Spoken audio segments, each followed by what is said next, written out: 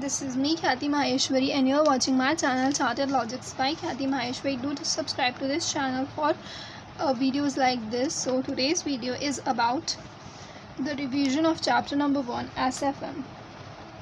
आज अपन SFM का अपने फुल लेक्चर्स कर लिए हैं, उसके बाद में रिवीजन बहुत ज़्यादा ज़रूरी है. मैंने ये प्रिपेयर करा है, इसको मैंने टेलीग्राम ग्रुप पे शेयर कर दिया है. 1 पेज के अंदर फुल चैप्टर नंबर 1 का रिवीजन. ओके ऐसे ही अपन करेंगे. अपन पहले है ना चैप्टर को कंप्लीट करेंगे, उसके बाद में उसका रिवीजन करेंगे, उसके बाद में उसके क्वेश्चन सॉल्व करेंगे. ओके तो अपन फटाफट रिवीजन कंप्लीट करते हैं चैप्टर नंबर 1 का. और ये अपने पास 10 टॉपिक्स हैं. चैप्टर नंबर 1 में 10 टॉपिक्स हैं जो अपने को पढ़ना है. सबसे फर्स्ट टॉपिक है इंट्रोडक्शन. इंट्रोडक्शन में अपन ने क्या पढ़ा था कि हाँ वेल्थ क्रिएशन होना चाहिए. वेल्थ क्रिएशन के लिए इन्वेस्टमेंट होना चाहिए. इन्वेस्टर क्या चाहता है? ऑप्टिमम इन्वेस्टमेंट चाहता है. वो ऑप्टिमम पोजीशन में पहुंचना चाहता है, जिसका मतलब होता है maximum return with minimum risk. उसके बाद में वो इन्वेस्ट करता है बिज़नेस के अंदर. बिज़नेस भी यही चाहता है. प्लस उसके अंदर कुछ प्रॉब्लम्स होते हैं. क्या प्रॉब्लम्स होते हैं? लिमिटेशन ऑफ फंड्स होता है उसके पास में. इसको करने के लिए उसको चाहिए fundamentals of business. Fundamental of business क्या होता है? क्लियर एंड रियलिस्टिक स्ट्रेटेजी होनी चाहिए. उसके बाद में फाइनेंशियल रिसोर्सेज होने चाहिए. इंटरनल कंट्रोल होना चाहिए. उसके बाद में उसके राइट मैनेजमेंट टीम होनी चाहिए, which is strategy finance and management. Strategic finance management, that is introduction अपना खत्म होता है फंडामेंटल्स ऑफ बिजनेस के अंदर, जिसके अंदर लिखा रखा है SFM, strategic finance and management. उसके अंदर अपने फंक्शंस ऑफ SFM पढ़ा था जो थे 5. सबसे पहले अपने को सर्च करना है, उसके बाद में अपने को सेलेक्ट करना है, उसके बाद में अपने को ऑप्टिमम मिक्स डिसाइड करना है, उसके बाद में अपने को IC कंट्रोल करना है पूरे साल भर, और लास्ट में अपने को एनालाइज करना है. ओके यहाँ पे है सर्च, उसके बाद में सिलेक्शन, उसके बाद में ऑप्टिमम मिक्स. अगर आपको ये सब चीज़ समझ में नहीं आ रही है, इसका मतलब आपने हमारी पहले वाली वीडियोस नहीं देख रखी है. तो मैं रिकमेंड करूँगी कि पहले की 3 वीडियोस हैं हमारी, जिसके अंदर अपन ने चैप्टर नंबर 1 पूरा डिटेल के अंदर डिस्कस कर रखा है. तो आप उसको पहले देखिए, उसके बाद में इस रिविजन को देखिए, तो आप फटाफट से चैप्टर नंबर 1 को रिवाइज कर पाएंगे. ठीक है. उसके अंदर की डिसीजंस इन SFM के अंदर 4 की डिसीजंस होते हैं. फाइनेंसिंग डिसीजन, फाइनेंस मतलब कहाँ से पैसा लाना है. इन्वेस्टमेंट डिसीजन मतलब कि कहाँ पे अपने को इन्वेस्ट करना है उस पैसे को जो अपन लाए थे फाइनेंसिंग डिसीजन के अंदर. डिविडेंड डिसीजन मतलब कि जो अपने को रिटेन, जो अपन ने इन्वेस्टमेंट किया था उससे अपने को कुछ प्रॉफिट हुआ है, अब उस प्रॉफिट को या फिर तो अपन वापस से री इन्वेस्ट करेंगे अपने बिजनेस के अंदर, या फिर तो अपन ने जो जिनसे अपन फाइनेंस लाए थे उनको एज अ रिटर्न देंगे. पोर्टफोलियो डिसीजन में अपन इवैल्यूएशन करते हैं कि कैसे कैसे प्रॉफिट आया उसकी कंट्रीब्यूशन का. ओके उसके अंदर strategies and characteristics of strategy. तो स्ट्रेटेजी अपन ने डिटेल में पढ़ी थी. उसकी बस एक सिंपल सी डेफिनेशन थी कि चेंजिंग एनवायरनमेंट के अंदर डायरेक्शन ऑफ और जो स्कोप होता है उसी को स्ट्रेटेजी कहते हैं, जो कि अपने को ओवरऑल ऑब्जेक्टिव हेल्प करता है अचीव करने में. कैरेक्टरिस्टिक्स क्या होता है किसी भी स्ट्रेटेजी का, कि वो थोड़ा सा कॉम्प्लेक्स होता है, वो अफेक्ट करता है होल ऑर्गेनाइजेशन को, थोड़ा लॉन्ग टर्म होता है. स्ट्रेटेजी का इफेक्ट लॉन्ग टर्म होता है, अनसर्टेन होता है और डायनामिक होती है कोई भी स्ट्रेटेजी. फिर अपन ने पढ़ी थी strategy different hierarchy, different level of hierarchy या डिफरेंट लेवल ऑफ मैनेजमेंट. तो सबसे पहला होता है कॉर्पोरेट लेवल, उसके बाद में होता है बिजनेस लेवल, उसके बाद में होता है functional level. Functional level day to day affairs को संभालता है. बिजनेस लेवल SBO को संभालता है, स्ट्रेटेजिक बिजनेस यूनिट्स को. कॉर्पोरेट लेवल डिसाइड करता है कि अपने को किस बिजनेस के अंदर होना चाहिए. ओके अब ये मेन इसके अंदर क्या आ सकता है कि 3 क्वेश्चन जिसको आंसर करके कॉर्पोरेट लेवल अपनी स्ट्रेटेजी बनाता है. वो कौन से 3 क्वेश्चंस हैं? वो है पहला कि फिजिबिलिटी होना चाहिए, उसके बाद में एक्सेप्टेबिलिटी होना चाहिए किसी भी चीज़ का. ये 3 क्वेश्चंस थे. ठीक है. उसके बाद में फाइनेंशियल प्लानिंग एक तो कॉर्पोरेट लेवल पे फाइनेंशियल प्लानिंग हो सकती है. उसके बाद में अपन ने बोला था कि इंडिविजुअल लेवल पे भी हो सकती है फाइनेंशियल प्लानिंग. इंडिविजुअल लेवल पे मतलब कि अपने को क्या क्या चीज़ें चाहिए, क्या क्या चीज़ें अपने को चाहिए एज अ इंडिविजुअल. उसके बाद में outcome of financial planning. Outcome of financial planning क्या हो सकता है? सबसे पहले अपने को गोल डिसाइड करना है. अपने फाइनेंशियल प्लानिंग का. उसके बाद में गोल के हिसाब से अपने को फाइनेंशियल डिसीजन मेकिंग लेनी है. फाइनेंशियल डिसीजन मेकिंग लेने के बाद में अपने को फाइनेंशियल मेजर्स लेने हैं ताकि अपन फाइनेंशियल डिसीजन मेकिंग अच्छी तरीके से कर पाए, अपने गोल्स को अचीव कर पाए. उसके बाद में था interface of financial planning and strategic management. इसके अंदर 4 टॉपिक्स अपन ने पढ़े थे कि सोर्सेज ऑफ फाइनेंस मतलब कि कहाँ कहाँ से पैसा आ सकता है। उसके बाद में कैपिटल स्ट्रक्चर मतलब कि जहाँ जहाँ से पैसे आ सकते हैं, जैसे कि बैंक लोन से आ सकते हैं, अपने खुद के रिटेन्ड अर्निंग हो सकती है, या फिर तो अपन मार्केट से पैसा ले सकते हैं। इसका कैपिटल स्ट्रक्चर क्या होगा, मतलब कि मिक्स क्या होगा। जैसे कि मैंने आपको एग्जाम्पल दिया था कि अपने को 100 करोड़ चाहिए तो अपन 50, 30, 20 ऐसे रेशियो के अंदर अपन पैसे ला सकते हैं। तो मतलब उसका कैपिटल स्ट्रक्चर क्या होगा। उसके बाद में इन्वेस्टमेंट डिसीजन मतलब कि इस पैसे को कहाँ पे इन्वेस्ट करना है। इसके अंदर 2 चीज़ें आती हैं जो कि एक project evaluation.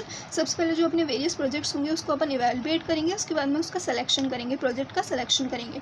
Then dividend decision मतलब कि जो पैसे आ गए अब उसको डिविडेंड किस तरीके से बांट सकते हैं। ऐसे में 3 तरीके की स्ट्रेटजी होती है डिविडेंड की। कौन कौन सी होती है। सबसे पहले होता है स्टेबल हो सकती है, जैसे कि मतलब अपन 10 रुपये देंगे स्टेबल। उसके बाद में परसेंटेज ऑफ नेट अर्निंग मतलब कि जो अपन ने अर्न किया उसका परसेंटेज। लेकिन इसमें क्या होता है, कभी कभार अपने को लॉसेस हो जाते हैं तो फिर परसेंटेज ऑफ नेट अर्निंग अपन नहीं दे सकते हैं। और स्टेबल में लोग बहुत परेशान होते हैं कि नहीं हमने तो हर बार ही 10 रुपये मिल रहे हैं, कुछ बढ़ ही नहीं रहे पैसे। तो इन दोनों में ही परेशानी होने लग जाती है अपने सोर्सेज ऑफ फाइनेंस वालों को, जहाँ जहाँ से अपन पैसे लाए हैं उनको। तो इन दोनों का जो मिक्स है उसको भी अपन अप्लाई कर सकते हैं डिविडेंड डिसीजन के अंदर। वो क्या होता है कि स्टेबल मतलब आपकी 10 रुपये तो दो ही दो, plus percentage of net earning, plus एक परसेंटेज भी डिसाइड कर दो जिसका नेट अर्निंग का परसेंटेज अपन देंगे। ठीक है। अब balancing financial goals and sustainable growth. इसके अंदर अपन ने क्या बोला था कि अपने बिजनेस को बढ़ाते बढ़ाते अपन जो नेचर है उसको डिस्ट्रॉय करते जा रहे हैं। ये अपने को नहीं करना है, अपने को उसे अब फ्यूचर जनरेशन के लिए भी बचा के रखना है। कॉर्पोरेट लेवल पे इसको देखें तो इसका मतलब ये होता है कि अपन किस तरीके से वर्क कर सकते हैं विदाउट बोरोइंग मनी। अपने खुद के पैसों से वर्क करेंगे, विदाउट बोरोइंग मनी करेंगे। क्यों? क्योंकि अगर अपन बोरोइंग करते जाएंगे तो अपने को ग्रोथ तो दिखेगी, पहले वाले ग्रोथ तो दिखेगी क्योंकि अपने बिजनेस के अंदर पैसे आ रहे हैं तो पैसा ग्रो तो करेगा। लेकिन एक पॉइंट आएगा जब बोरोइंग अपन लौटा नहीं पाएंगे, इंटरेस्ट उनका लौटा नहीं पाएंगे, तो फिर अपनी जो बिज़नेस है वो ग्रेजुअली डिक्रीज़ होना चालू कर जाएगा। और ऐसे में अगर थोड़ा रिटेन अर्निंग आई, थोड़ा बोरोइंग करा, ऐसे वाली जो चीज़ें होती हैं, जो सस्टेनेबल चीज़ें होती हैं, वो ज़्यादा ग्रोथ करती है इन लॉन्ग रन। इसमें अपन ने एक फॉर्मूला पढ़ा था which is growth is equals to return on investment into retained earning. Retain earning को अपन क्या बोल सकते हैं, 1 minus dividend pay out ratio. Okay, इसको मैंने अच्छी तरीके से सॉल्व करके बताया था और इसके एग्जांपल्स वगैरह भी लिए थे। अब है how to make an organisation financially sustainable. इसके अंदर 7 पॉइंट्स हैं। क्या क्या हैं? सबसे पहले एक से ज़्यादा सोर्सेज ऑफ इनकम होने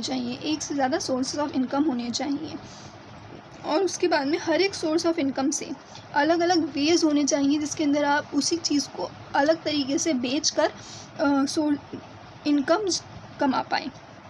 उसके बाद में अपने को स्ट्रेटजी जो होती है वो रेगुलरली करते रहनी चाहिए। प्लानिंग जो होती है उसको जल्दी रेगुलरली करते रहना चाहिए कि अब अपने को क्या करना है वेरियस इंटरवल्स के हिसाब से। उसके बाद में अपने पास में गुड फाइनेंशियल सिस्टम होना चाहिए, गुड पब्लिक इमेज होनी चाहिए, अपनी जो वैल्यूज़ होती हैं वो क्लियर होनी चाहिए। और फाइनेंशियल ऑटोनॉमी मतलब कि फाइनेंशियल इंडिपेंडेंस का मतलब क्या हुआ, वही बात की है ना, बोरोइंग्स जो होती है वो कम होनी चाहिए। बोरोइंग्स कम होगी तो ऑफकोर्स अपन फाइनेंशियली ऑटोनोमस होंगे। उसके बाद में लास्ट टॉपिक है अपना how to make organisation sustainable. Organisation को किस तरीके से अपन सस्टेनेबल बना सकते हैं, तो वो इस तरीके से अपन सस्टेनेबल बना सकते हैं कि अपने पास क्लियर स्ट्रेटेजिक डायरेक्शन होना चाहिए। अपने पास में क्लियर होना चाहिए कि किस डायरेक्शन में अपन अपनी ऑर्गेनाइजेशन को ले जाना चाहते हैं, ये अपने दिमाग में क्लियर होना चाहिए। अपन स्कैन कर पाएँ एनवायरनमेंट को ईजीली, अपन जो अपने एनवायरनमेंट है उसको इजीली स्कैन कर पाएँ, अपॉर्चुनिटी को देख पाएँ कि अपॉर्चुनिटी कहाँ कहाँ पर है एनवायरनमेंट के अंदर, और उसी हिसाब से अपने आप को ढालकर उस अपॉर्चुनिटी को ग्रैब कर पाएँ।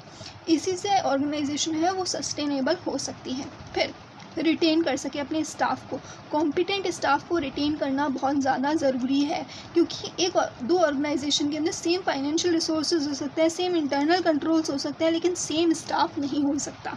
इसीलिए कॉम्पिटेंट स्टाफ को रिटेन करना एक ऑर्गेनाइजेशन को सस्टेनेबल होने के लिए बहुत ज़्यादा ज़रूरी है। उसके बाद में है कि अपने पास में एडमिनिस्ट्रेटिव एंड फाइनेंशियल इंफ्रास्ट्रक्चर बहुत अच्छा होना चाहिए। क्यों? क्योंकि यही डिसाइड करता है अपने इंटरनल कंट्रोल्स को, अपनी फाइनेंस को, अपनी चीज़ों को, कि पैसा अगर ऑर्गेनाइजेशन के अंदर आए तो फ्रॉड ना हो।